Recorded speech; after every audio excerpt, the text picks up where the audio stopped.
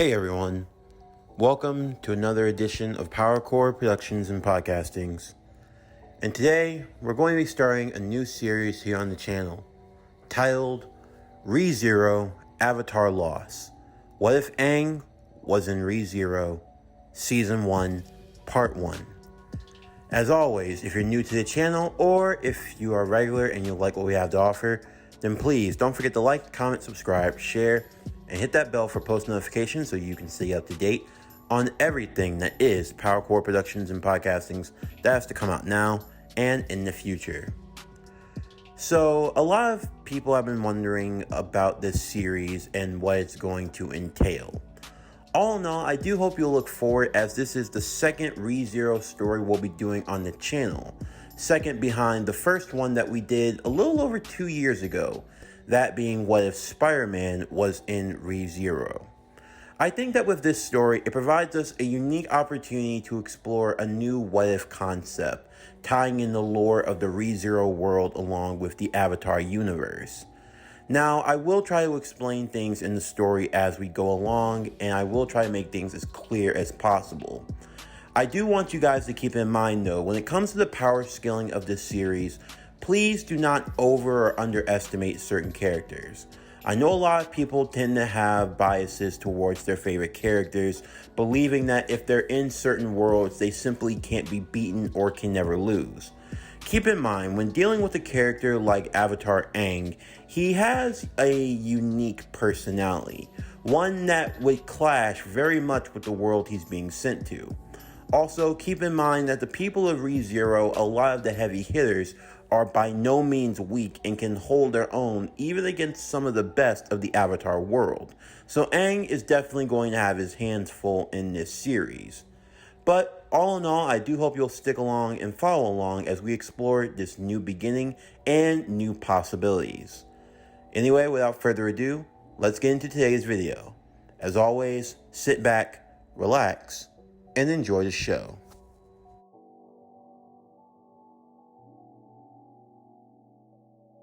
Darkness.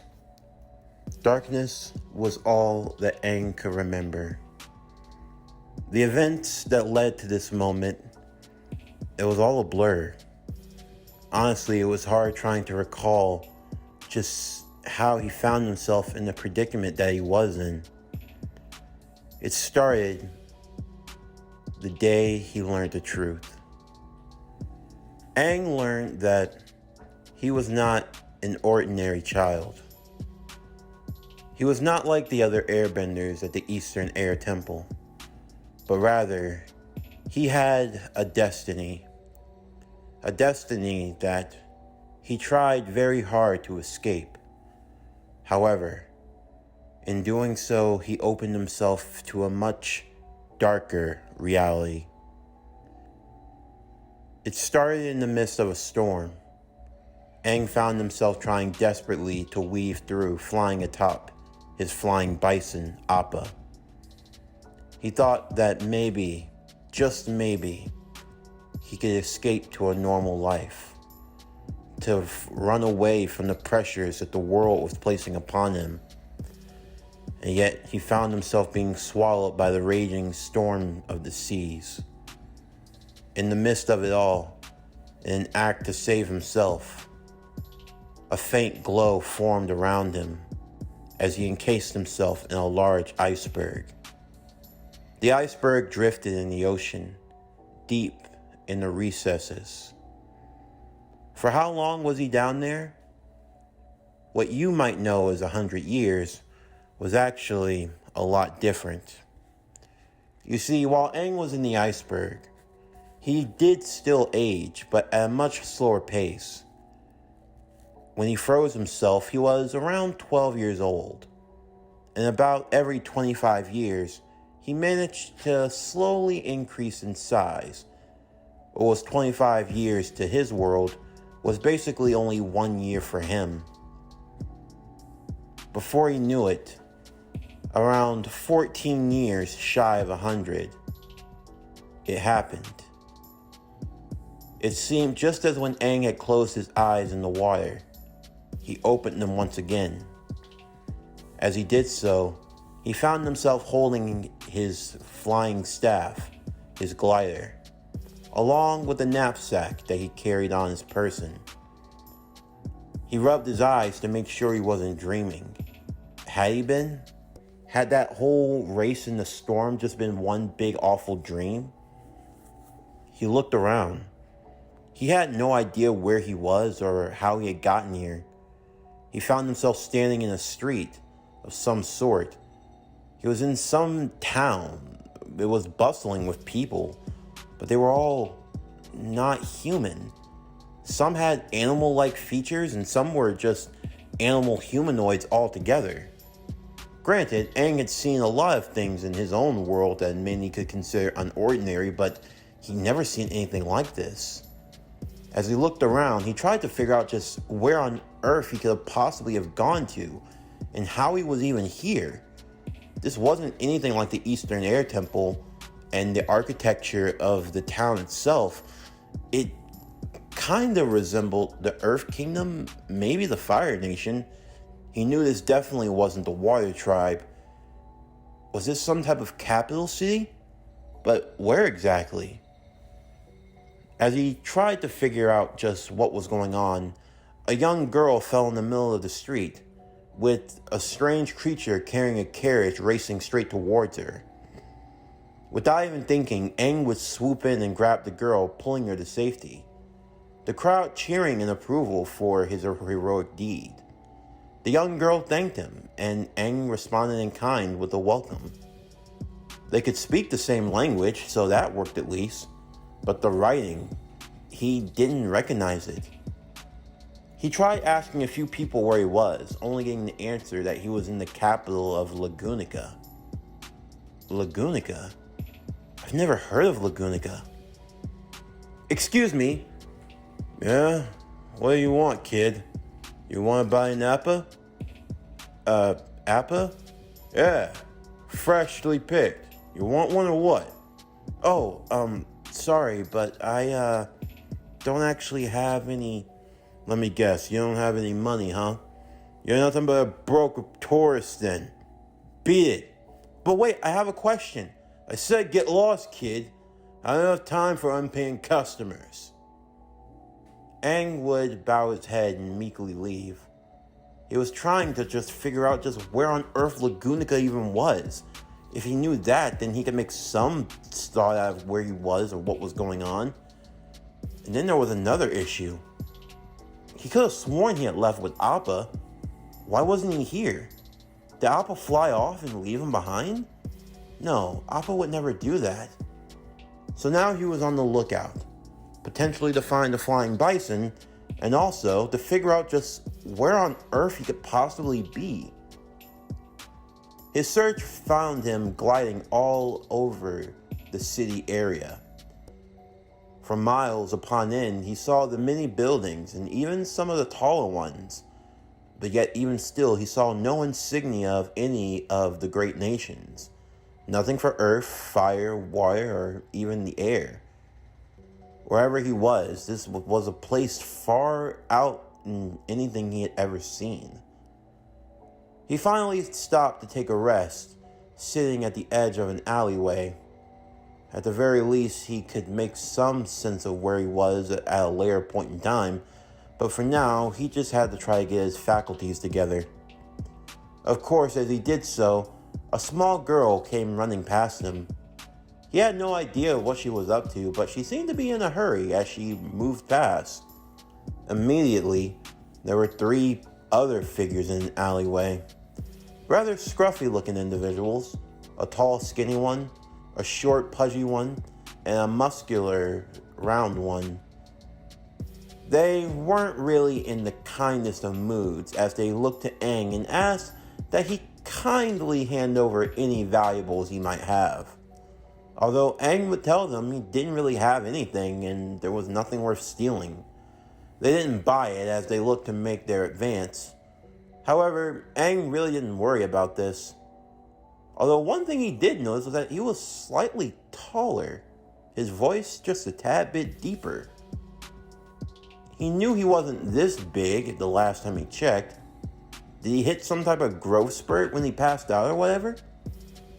No time to think though. As the attackers made their advance, Aang was able to easily dodge them. When it came to the arts of the airbenders, fighting in a non-lethal style was their strong suit. Aang was able to avoid all of their attacks effectively, before using a simple gust of wind to push them all back across, hitting them against different sides of the buildings respectively in the alley. As they all fell down and passed out, one would comment that he must have had the divine protection of wind. He must be some type of wind magic user. Magic? No, this is just bending. Hold it right there! Aang and the others would look up at the other end of the alley, seeing a girl dressed in white with trims of violet and purple. Give me back my insignia. If you do so, I promise I'll let the offense slide. Insignia? Yes, hand it over at once. Aang would try to figure out what to say. He had no idea what an insignia was. Even more so, he didn't know who this girl was or where she had come from. Now, Mealy, I think you should be a little more considerate. I don't have time for this, Puck. I need to find that insignia and quickly. Yeah, but I don't think any of these guys know what happened to it. What? They don't? Oh no. I must have had a poor judge of character. I'm so sorry. I need to go. Aang would try to catch her attention, but she continued off. The thieves would try to get back up and attack Aang once again, but he raised his hand before lowering it. Another gust of wind would appear, knocking all three of them back to the ground, as Aang followed after her. He wasn't sure why, but maybe she could help somehow? Eventually, the girl would turn around as she noticed that the bald-headed boy had still continued on. Is there something I can help you with? In the alley, when you arrived, you used an ability, didn't you? Oh, you mean my ice magic? Ice? Are you a waterbender? No, I was just trying to be intimidating. I thought you might have had my insignia and may have had to fight. I saw you were using some type of technique with wind, appears to be. Are you some sort of wind magic user or something like that? Sorry, but I'm not really familiar with wind magic. I'm an airbender. My name's Aang. Nice to meet you. Aang. Sure. What's your name? You can call me Satella. Really? Aang heard that voice again before suddenly a small little flying cat would appear. Holding a little knapsack on its shoulders, the cat would introduce itself as Puck. Hi there, name's Puck. Nice to meet you. Hi, nice to meet you. You don't seem at all worried that you're talking to a spirit. Wait, is this a spirit? Hold on. Oh my god, your cat can talk! Yeah, well, it's not actually a cat, he's a spirit, and his name is Puck. Aang had heard about the spirits from his lessons at the air temple, but even still, he never thought he'd actually see one. From what he had learned growing up, the bridge between the spirits and the human realm had been closed off for some time, although it was said that there were few who could access it if they found the right way. I can sense something within you, kid. Me? Yeah. I don't know why, but you have an aura about you. A type of presence. It's almost as if it's intoxicating for us spirits. Like, I feel incredibly drawn to you. I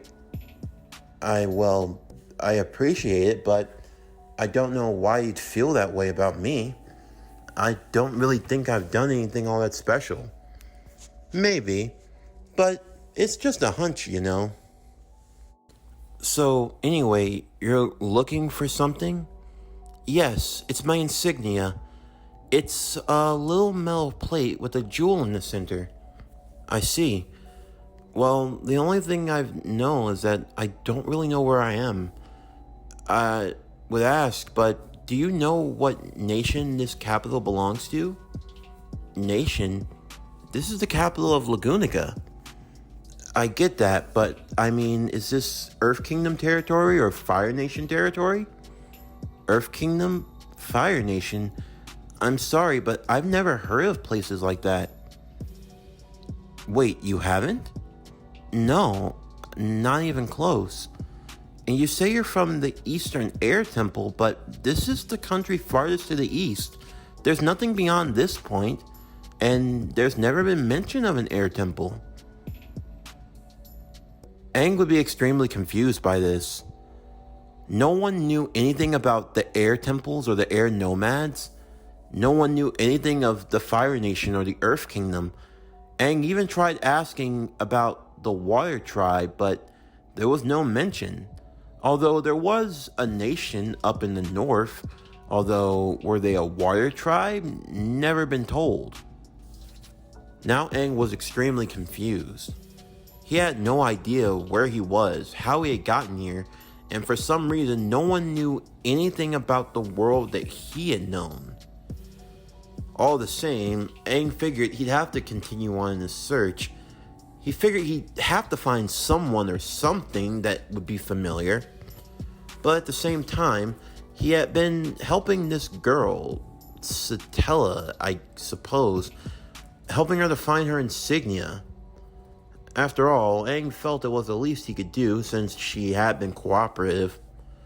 He used his glider and tried flying around to see what he could find.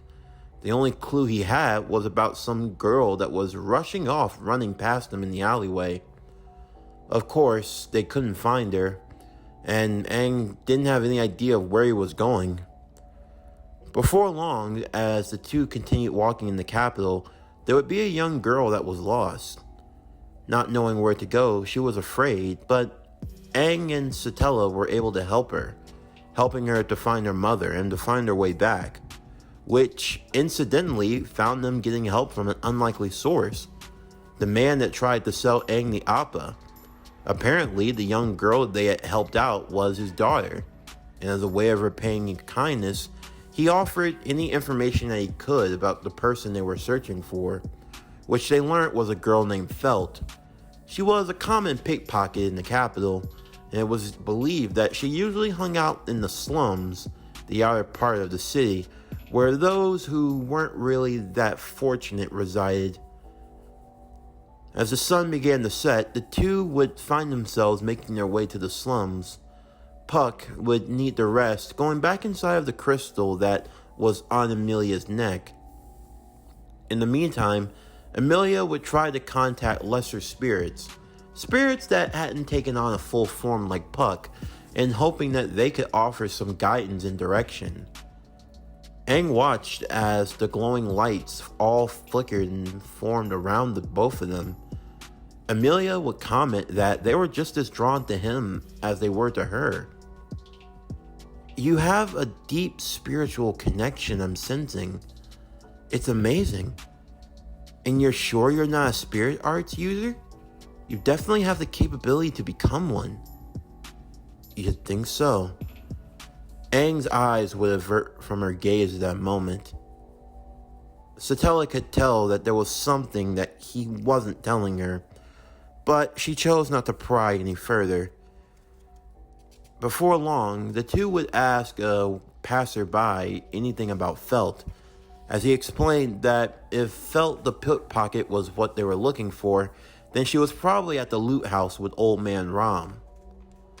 Aang wasn't familiar about many things, but the concept of a loot house didn't elude him, since there were a few even in the world that he had known, assuming this was that world.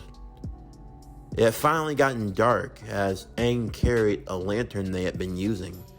As they made their way to the loot house, Aang decided he'd go in first to check, Satella standing back and thanking him for his assistance, and that she appreciated him being there for her. She also appreciated Aang's kind and well-meaning nature. Unlike most people she had met, the boy truly seemed honest in his dealings, and he didn't look down on her for being an elf, which was surprising given the common stigma around them. Of course, Aang would tell her not to worry, and that hopefully they'd be able to find her insignia soon enough. Satella thanked him, and she also hoped that Aang could find his home, or at least whatever he was looking for. As he walked inside, he flashed his light all throughout the dark. He had no idea where he was or how he was supposed to find his way. It seemed like the whole place had been barren and abandoned. As he called out to see if there was anyone that could be here, a strong smell of iron would hit his nose. As he continued walking, he felt something wet under his feet. Did someone spill water or something? As he shined his lantern down, he saw. Immediately, he wanted to vomit at the sight. He was standing in a large pool of blood. Just how on earth something could have bled out this much, he had no idea until he saw it. A body before him. It looked like it had been cut and slashed to shreds. It didn't even look human anymore. What the? Oh my God. What happened? Tisk, tisk, tisk.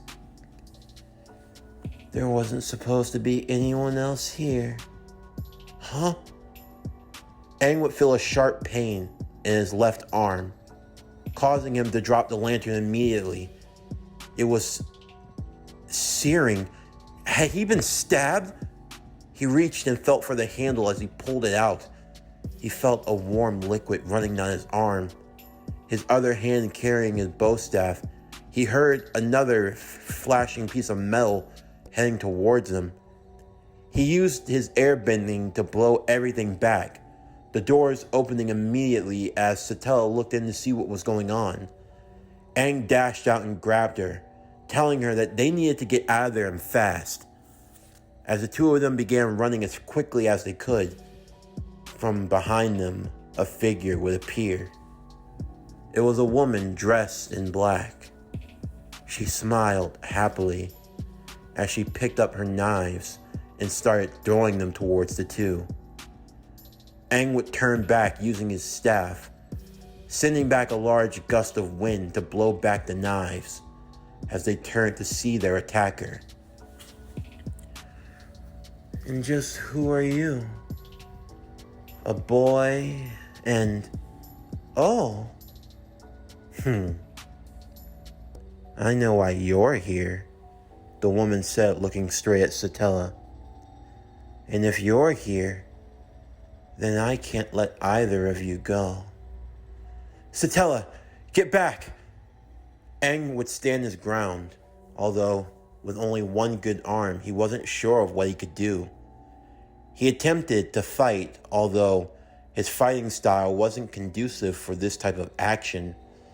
The air nomads were a non-lethal style of fighter, and as a result, the only thing he could do best was dodge and evade and counter-strike, and the woman was all too eager to face him.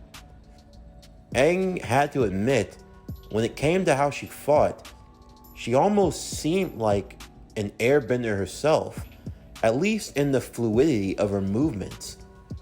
It was almost as if she were a free-flowing spirit, like there was nothing that bound her at all.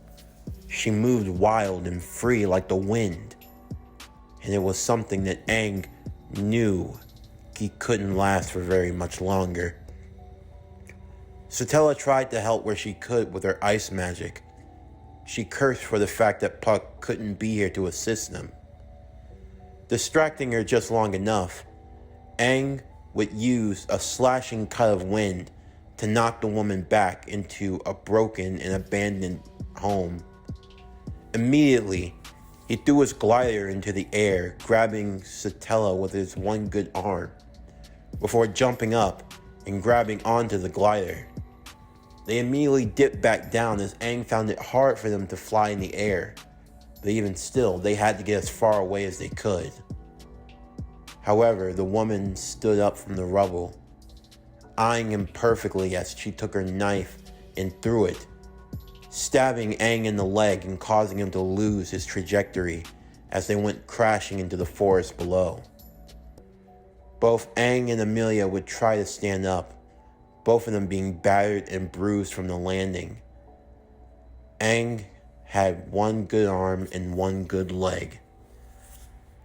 Satella would immediately move over, trying her best to heal his wounds, only for her to immediately feel something impale her in the back. She coughed up blood as she fell into Aang's arms, Aang seeing the knife stabbing her perfectly. As he looked back up, the last thing he saw was a blade. A blade that pierced its way. It was embedded in his skull.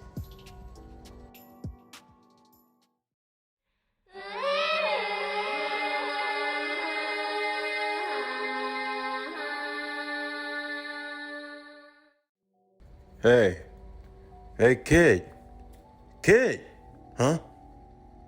What did you say? I said, did you want Appa? What? No, I said I didn't have any money. Oh, so you're just a broke tourist then, huh? Well, get out of here. I don't have time for you lowlives with no money. This is for paying customers. Yeah, but oh no. Satella, everyone, I gotta get back! Aang would immediately find himself rushing to the capital. He only knew one thing, and that was that if he didn't hurry... But wait, hold on. It was sunny, bright as day, but he knows for a fact that it was night. No time to think about that.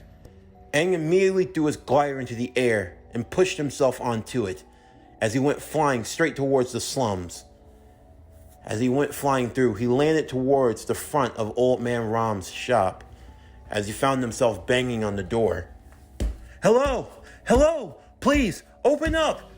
Hurry, please! As Aang continued banging on the door, a gruffy old man would open it, wondering why some scrawny-looking boy with tats was here. Hey, kid, what are you doing banging on my door? If you ain't a part of the local authorities, then get lost. What? You're alive? Yeah, this last time I checked. What, you got a problem with that? No, it's just, are you the owner of this establishment? Now you got manners. Yeah, I run this place. I'm Ram. What's it to you? Oh, I'm sorry. My name's Aang. Can I please come in? I'm actually looking for something. The man let Aang come inside. As he took his seat in front of the shopkeeper's desk, the old man asking what Aang was looking for and why he was here. Aang explained he was looking for an insignia, a specially made type of jewelry or something, he guessed, although the old man couldn't recollect that he had anything of that nature. Although even if he did, he'd ask what Aang would even have to trade for it. Aang looked inside of his knapsack to see what he had. He had some rations of food and a couple of his egg custard tarts. He offered one to the old man, and the old man thought that they were pretty delicious. So much so, they found themselves eating them all. Of course, Aang didn't have much in terms of valuables. After all, the air nomads didn't carry much of anything of value. But the old man took a look at his staff, and he asked what was that about. Aang explained it was his glider. A glider, you say? What exactly do you glide on? On air. That little thing lets you glide on the air? Oh, yeah, I can show you if you want. The old man had to see this, as he walked outside with Aang, and Aang demonstrated how the glider worked. Seeing all the tricks and everything he could do, the man was impressed. Even for their world, they had nothing of that magnitude ever invented. It got him to thinking, hey kid, you sell me that glider, and I think you could fetch a pretty good deal off of anything. Aang was a bit hesitant at this, since after all, this was his only glider. But Old Man Ram would explain that something of that magnitude had never been seen before. If you could sell it to the proper inventor and sell away the rights, those could be mass-produced and sold off at a hefty price. Why, at the very least, we were talking a small fortune here. However, because of Aang's modest upbringing and the life of the air nomads, a small fortune didn't really mean much to him in the grand scheme of things. But even still, if it could help him get out of this situation faster, maybe it might be worth it. After all, he could always get another glider, and he had to learn not to be attached to things. In that moment, the door would open as a small girl would come running in. The girl's name was Felt, the girl that Aang had been looking for. Immediately, he began bartering for the insignia, trying his best to get it back. Felt wasn't against selling it to him if he had it for the right price, and she asked what he had to offer. Once again, he'd have to show off how the glider worked, and Felt was really intrigued by it. After all, she had the affinity for wind, the divination. Wait, you're an airbender? Huh? Airbender? No, I just have the divine protection of wind, that's all. So you're an airbender. I'm not an airbender. Why do you keep calling me that? Well, I mean, if you have an affinity for air, so do I. Oh, so you have the divine protection? No, I'm just an airbender. Ugh, you and that bending. Look, the thing's impressive, and how much is it for, Old Man Ram? Well, if you sell it to the right person, you can make a small fortune. I mean, at the bare minimum, it'd definitely get you out of the slums. You could retire nicely in the capital. Wait, seriously? I can get that much? Just by selling this thing to some nerd? You know, that's a very well-crafted piece of technology. I mean, at least for me, I think. Yeah, that's definitely tempting. But I gotta wait for the other buyer, though. Other buyer? The door would immediately open as an older woman would come walking in. Dressed in black, it didn't take Aang long to see who it was. You. Do I know you? Immediately, Aang would shoot out a gust of wind, pushing her out of the hut. Both Ram and Felt would look at Aang, asking just what he had done. Look, I don't have time to explain, but that woman's going to kill all of us if we don't act quickly. What? What are you talking about, kid? That woman, she's dangerous. We need to get out of... My, you don't waste time now, do you? I thought we were going to be civil about this. But if a fight's what you want, I'm more than happy to oblige. The woman grabbed a blade from under her cloak and went racing towards Aang. However, Aang was quickly able to disarm her before using his bow staff combined with his airbending to push her out of the way. Aang getting on an air scooter and making a few more for both Old Man Ram and Felt, he would tell them to hop on and to hurry up. The two followed closely as Aang, using his airbending, guided the three out of the loot house, getting as far away as they could. They found themselves once again racing through the slums as the woman hunted them close behind. Just who is she? Oh no, Felt would say. What? If I had to take a guess, she might be Elsa, the Bow Hunter. The Bow Hunter? Kid, just what type of business are you into where you're working with someone like her? I didn't know at the time. I was just trying to get some extra cash. I didn't have any idea that would be who my client would be working with. It doesn't matter, Aang would say. We just need to get out of here and move as quickly as we can. Elsa would throw one of her knives, cutting a large tree and causing it to fall right in front of them. The air scooters would disperse as everyone went flying in different directions. Old Man Ram with his club would tell the other two to flee while he tried to take on the huntress, although it was definitely a losing effort, which resulted in him losing an arm and having a blade plunge through the top of his skull and sticking out the bottom of his mouth. Both Aang and Felt would look on in horror as the battle hunter turned her attention towards the two. Felt looked like she was scared, but also filled with a strong sense of rage. Aang would tell Felt to calm down and to try to stay focused. However, she immediately went rushing in. She attempted to use her knife to slice off the woman's head, only she missed. Aang had a split-second decision to make. He either jump in now and save Felt, or do nothing, and Felt was surely going to die.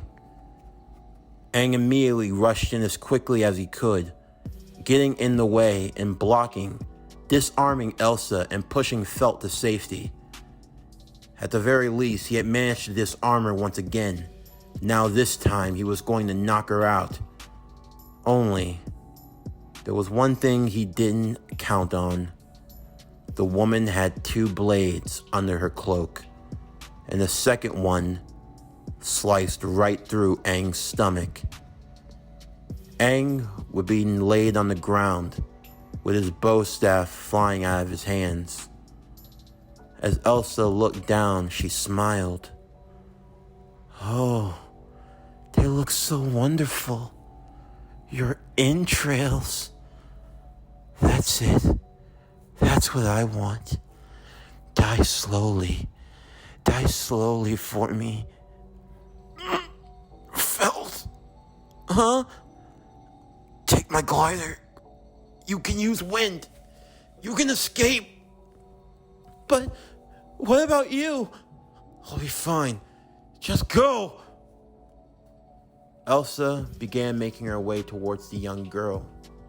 However, Aang stood up once more, punching the air and sending a strong shockwave of wind, crashing Elsa beside a tree, and he could hear the sound of bones breaking. "I'll hold her. Just go!" Felt, with tears in her eyes, picked up the bow staff. She had seen how Aang used it, and after a few tries, she managed to open it. Throwing it into the air, she boosted herself up with the divine protection of wind, grabbing onto it and flying off. Aang smiled. At the very least, she was safe. However, his smile quickly diminished as he felt the calves being sliced in his leg as he fell to his knees. Elsa looking down at him, a trail of blood flowing down her left eye. "You're a tough one." Elsa looked behind her and saw the girl gliding away, going farther and farther. "You'll never get her. She's gone." "I don't know about that." Without even looking, Elsa threw her knife off into the air. Aang watched as the small dot in the distance that seemed to be going upward immediately went plummeting down, crashing into the ground. Don't worry, it was a headshot. She died way before she made impact with the ground. "No! No! You'll pay! You'll pay! You'll pay!"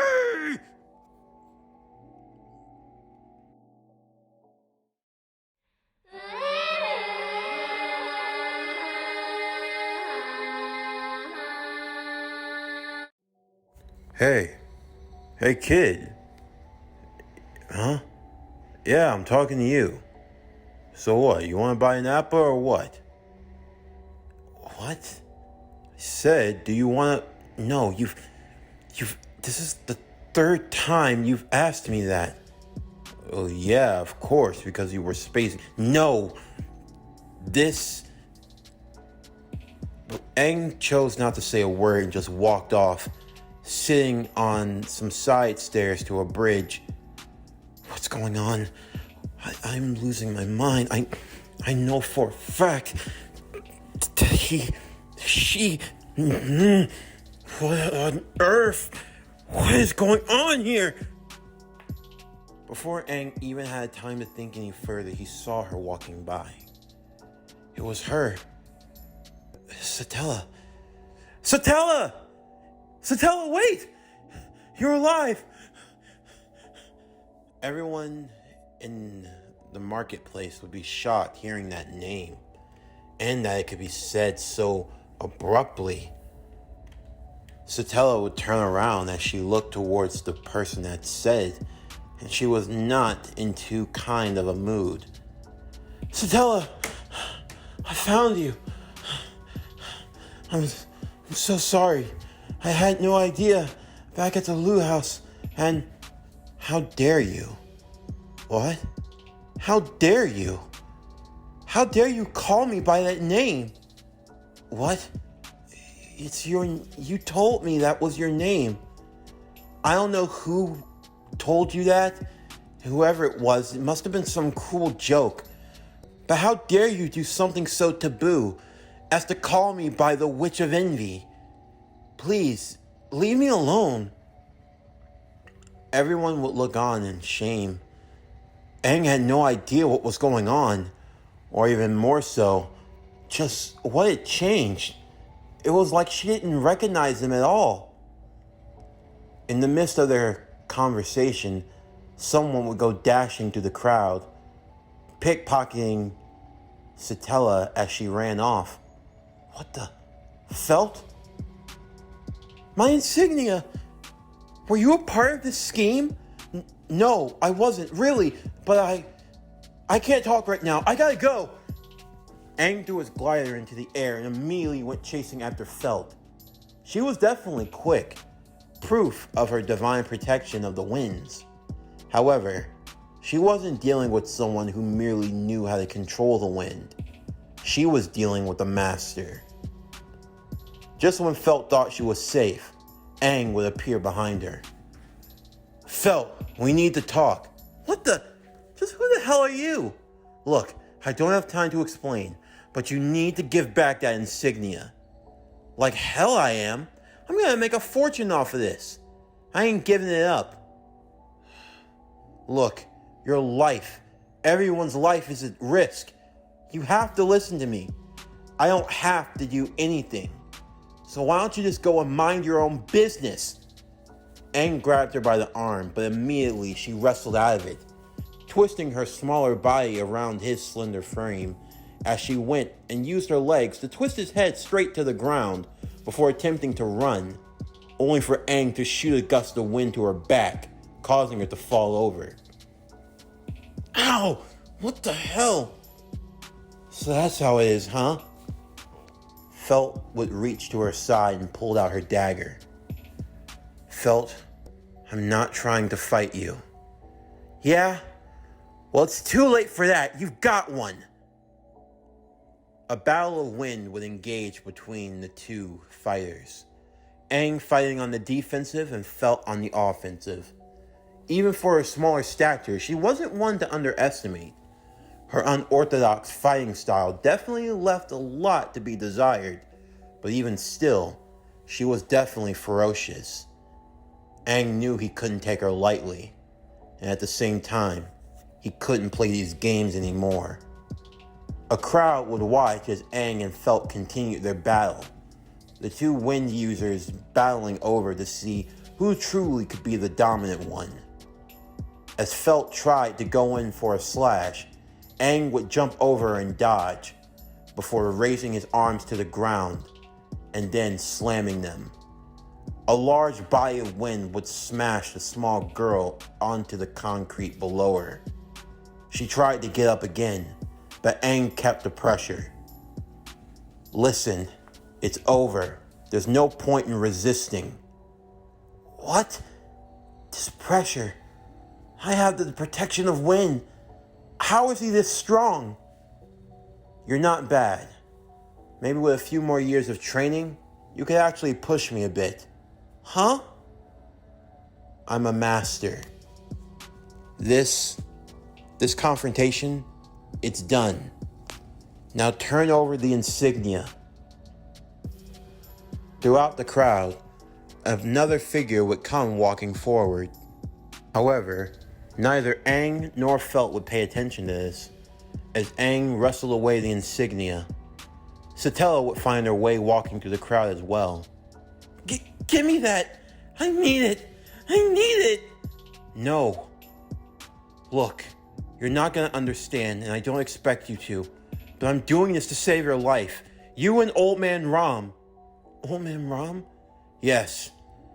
You were about to sell this to a woman known as the Bow Hunter. Does that name ring a bell? No way. Exactly. She has no intention on buying it from you. She's just gonna kill you both and leave you there. Do you want to get your friend killed? I didn't. But how did you? I don't expect you to understand. You wouldn't believe me even if I told you. But please, I don't want you to die. Felt looked into Aang's eyes and saw the sincerity within them. He wasn't speaking like someone trying to pull a long con. He spoke as if he was someone who had experienced great loss, and she could feel that concern. Throughout the crowd, Reinhardt, the knight, would appear. He had to take assist of the situation. After all, public brawls were illegal. Aang would explain what he was doing here as Satella, at least as he knew her, arrived. He gave her back the insignia. She was in shock. She had no idea what was going on or what he was doing. However, Aang quickly left as soon as the commotion was done. Reinhardt, once he learned of Felt's identity, would have to take her in immediately, but Felt was hysterical. She kept going on and on about that guy, about someone named Old Man Ram, and also the name of Elsa. In the meantime, in the slums, as the sun was getting ready to set, Elsa would make her way walking through, cloaked in black. It seemed like all the streets were empty, save for one person.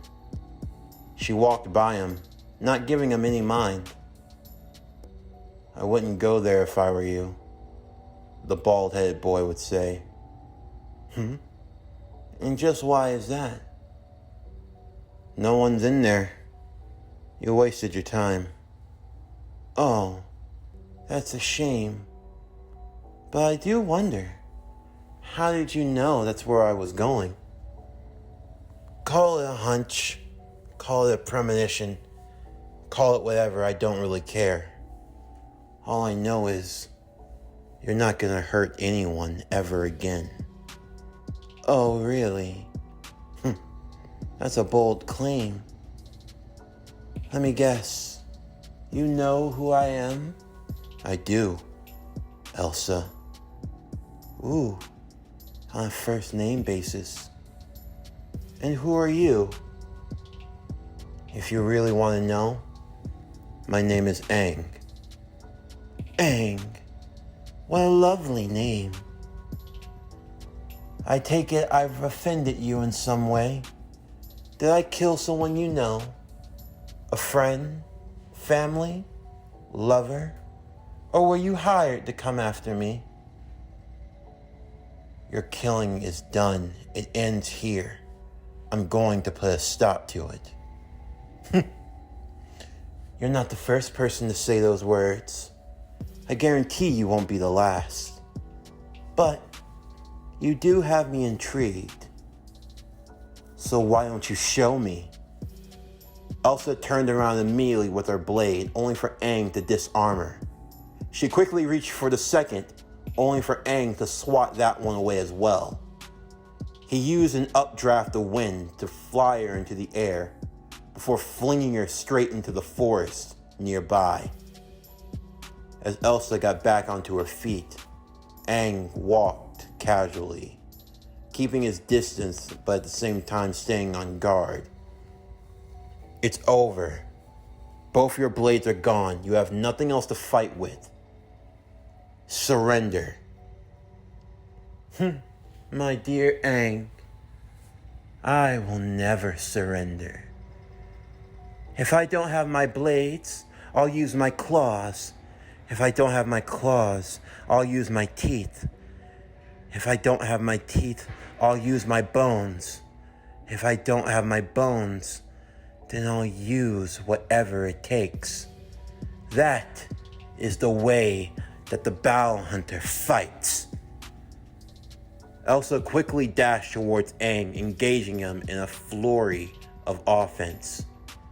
Her hand-to-hand combat skills were definitely not ones to be taken lightly.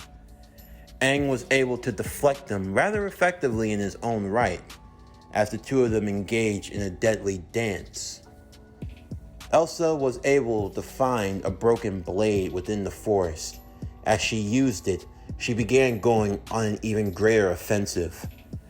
Aang was able to sidestep every attack that she threw, being able to maneuver effectively. She slashed at the various trees all around them, not paying any attention, Aang only barely missing a few of her strikes. You do great when you're running away. Tell me, where was all that bravado you had a moment ago? This is really the best you can do. You're not going to entertain me for too long. Just let me take out your entrails. That'll get me excited. Please, Aang. Pretty please. Show me. I want to see your bloody entrails. She slashed at Aang once again, only for him to backflip before moving forward and kicking her straight in the stomach. As she landed in the middle of the forest clearing, Aang backed far enough away as he held up both his hands. Surrender. This fight's over. I've won. What was that? You haven't been doing anything this whole time. So tell me, how have you won this fight? Because you're caught in my trap. If you don't surrender right now, you'll do what? You gonna kill me? You think you could? I don't want to kill anyone. Don't you get it? Do you have any value for life at all? Value? She looked at him rather confused. What value is there to a life other than to be my plaything? Aang was disgusted. What was this woman? She wasn't even human, even if she looked like one. When he looked into her eyes, all she saw was that of a monster. You're not going to stop, are you? You already know the answer. There's no point in you trying to convince me otherwise. You try to humanize me, but really, that's the most foolish thing you could ever do. Aang closed his eyes. Fine. So be it. Elsa tried to charge, but Aang pushed her back with wind. As he knocked her to the ground, he moved his arms, rotating them back and forth and all around. The wind started to howl and bellow all around them. Elsa felt though she were trapped in a dome, all the trees surrounding her. They howled as if the very sky itself was screaming, roaring. Aang showed his mastery over the wind. At all the places where the trees she had struck in, Aang used his wind to break them, forming a massive tornado of wind, of trees and debris all inside of it, and with Elsa right in the center. This is your last chance, Elsa. Please, give up. This is what I want. Give it to me, Aang. I want it all. Aang allowed for the tornado to grow higher and higher. He didn't want to deliver the killing blow. He didn't want to end this. This wasn't how he was raised. All life was sacred, no matter how monstrous. He couldn't do it. He thought he could, but... Divine slash. In a flash of light, the tornado would dissipate. Elsa would scream and disappear, seemingly. As he turned, he looked to see just who had caused that. And there he saw it was that guy, Reinhardt, along with her. I see you had the misfortune of facing against the Bow Hunter. I'm terribly sorry. I wish I could have gotten here sooner. Although you managed to hold her in place long enough for me to strike, so I thank you. Oh. How did you? Felt told us everything. I couldn't just leave you here to fight on your own.